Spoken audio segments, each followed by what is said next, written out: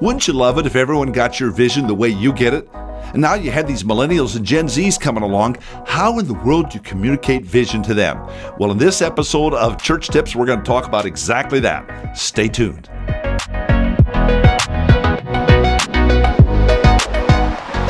Hey, friend, it's great to be with you on this Church Tips podcast. And we again today, for the third day in a row, have our good friend, content manager for Leaders.Church, Ryan Sparks.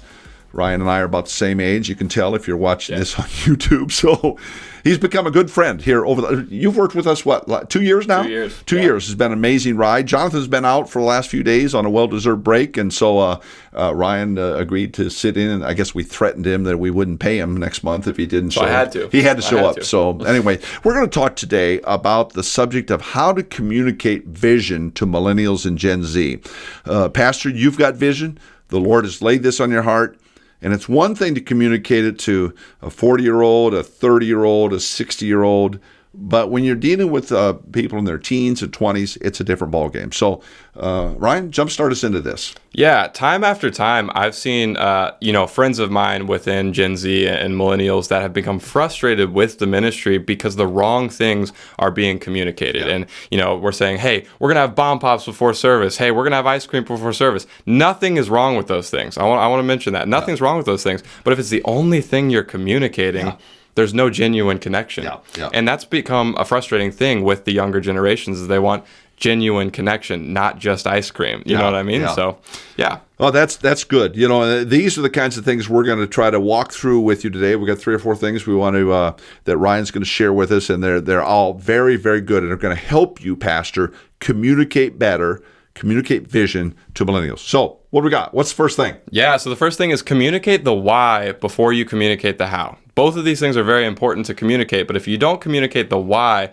before the how, what happens is, young people are not about the smoke and lights anymore. They're not about the jumping around. They're not about, just the attractional things. Again, those things are good, but you have to understand why young people want to come to church. Yeah. And so when you understand why they want to come to church, you can align that and say, here's why you should come to church, which is, to be empowered, to volunteer, to have genuine connection. And when you understand that, you can communicate to them, here's why you should be here, and it will align with why they actually want to be there. Well, and I want to say, Pastor, you know this to be true for all generations.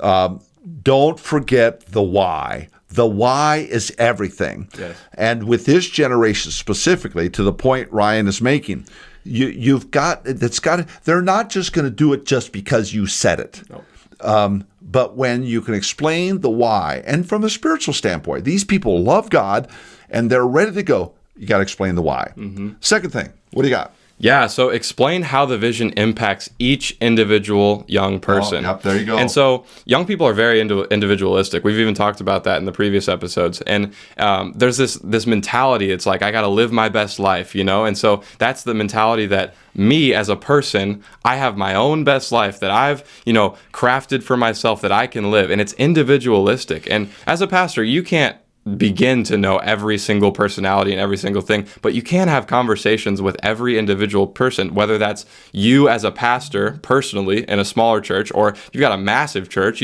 have volunteers sending out and having those conversations so that you understand that, or that young people understand, I have someone like on staff or as a volunteer that I can go talk to and they understand what I'm about.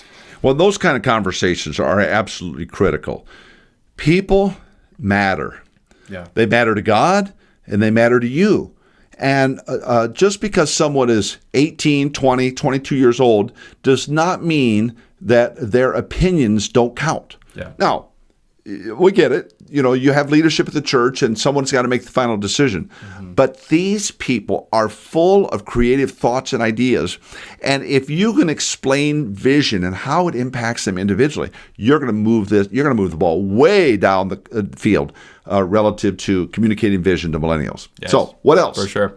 The third thing is align vision with what is meaningful to young people. Okay. And so what this means is that, you have your church vision already planned out, but what does it mean for the young people specifically? And so what is meaningful to young people? Yeah. We've talked about how you have to be a student of young people. Yep. When you're a student of young people, you start to figure out, hey, this is meaningful to this issue is meaningful. This thing happened in the news or whatever. This is is meaningful to them. And it might not be meaningful to you as a pastor. Absolutely. But if it's meaningful to them, you better pay attention to it. Be communicating that and keeping up with current events, keeping up with trends, and then taking your vision and saying, here's how the vision aligns with that specific thing and with your specific interest as a young person. And here's how, when you come to this church, we're going to value that and value you. Okay, let me push on that just a little bit. So you got a 40, 50, 60-year-old pastor out there, and they're saying, how in the world do I keep up with this? Yeah, what would you say to a pastor like that?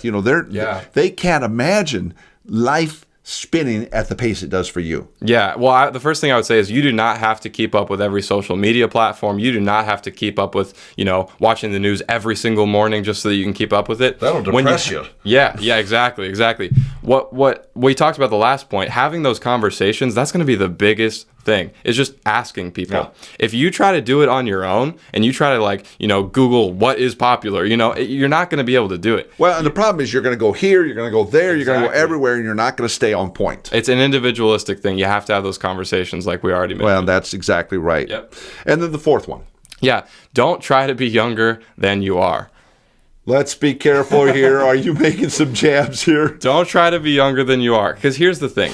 It's a myth that people that are older than the Gen Z and the millennial generation can't impact the millennial and Gen Z generations. It's a total myth. And so say you're 65 and you're a pastor and you really want to impact those generations, you totally can. But don't try to be 20. Don't try to be 30, because what is happening is, as a pastor, the temptation is to jump into those, like we just said, Google everything, jump into what is, using slang that is, for a 22-year-old, And so don't try to be younger than you actually are, because what that comes across as is you're just being like who you aren't. That's phony. It's phony. It's fake. Yeah. And they will see that a mile away. Exactly. And young people want a mentor. They want to follow you because you have more wisdom than they do, and you have an opportunity to give them, not because you're also 22 and they just need another friend.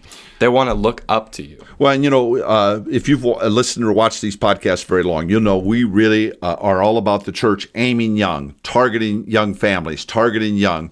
But it does not mean that you have to be that person. Yes. One of the pastors out there that I have so admired in his ability to communicate to millennials and Gen Z was Tim Keller. I mean, this guy was, I'm guessing he's in his 70s, and yet the young people would clamor for his teaching and preaching because of the wisdom that the Lord has given him. So be who you are and pay attention to the kinds of things we're talking about. And he didn't do that through scrolling through Instagram. No, and trying to figure out how to be a 20-year-old. Exactly right. Okay, give us a summary here, what we just walked through, Ryan. Yeah, so the first thing is communicate the why before the how. Second thing is explain the vision, how the vision impacts each individual. Align vision with what is meaningful to young people, and then don't try to be younger than you are. I'm telling you, Pastor, if you'll pay attention to these 4 points, you're going to see yourself moving the ball way down the field on communicating vision to millennials and Gen Z. The vision the Lord's given you is that important that you need all parts of the body moving forward with you on it. And these 4 points are really going to help you with this particular generation. Sure. I want to encourage you, if you've not watched episodes 42 and 43, to watch those. We talked about issues critical to millennials championing change with you. And then we also talked about the issue that you as a pastor deal with is how do we get millennials to be committed? Ryan did a great job providing us context for both of those in episodes 42 and 43. One of the things we want to mention to you as we wrap up is it's important for you while you're thinking about these issues relative to millennials and casting vision is that you need to be growing as a pastor. And we strongly encourage you we've made available for you the 5-day leadership challenge for pastors. And this is a resource for you. There are 5 videos will be given to you 5 days in a row. So if you signed up for today, this is day 1, and you'll just do 5 days in a row. They're about I think they're 12 to 15 minute videos that will help you as a leader. They're designed because when you get better, the church gets better. So just put in leaders.church/challenge, and you'll just be able to jump right in. It's free to you, and we'd love to have you take advantage of it. Also, subscribe to the to the podcast on whatever platforms you're listening or watching on YouTube. Be sure to and spread the word to your pastor friends, because the more people who can know about church tips, the better we're going to be in strengthening the local church. In fact, if you'll rate and review, you might be the lucky one, as Orange Beach, Alabama is today. He or she reviewed that said this is a helpful podcast for ministers that's fresh and to the point without being afraid to get into some of the more complex waters, like dealing with millennials and Gen Z. Absolutely. Love what Leaders.Church is doing. So thank you, Orange Beach, Alabama, for that review, and we'd love to be able to read your review as we're moving forward. Also, post it on social media. Yeah, absolutely. We've got Instagram, Facebook, Twitter. So, one of the biggest things you can do is repost what we're posting about the podcast. It'll get the word out. And Ryan Sparks would love to have you there. I would love that. Love it. Hey, thanks very much for watching today. We'll look forward to seeing you on the next episode. Be blessed. Hey, Jonathan here. Real quick before you go. Everything in your ministry rises and falls on your leadership. So investing in your leadership is essential to staying healthy and growing the ministry. And that's why I want to invite you to join us inside the Leaders.Church membership.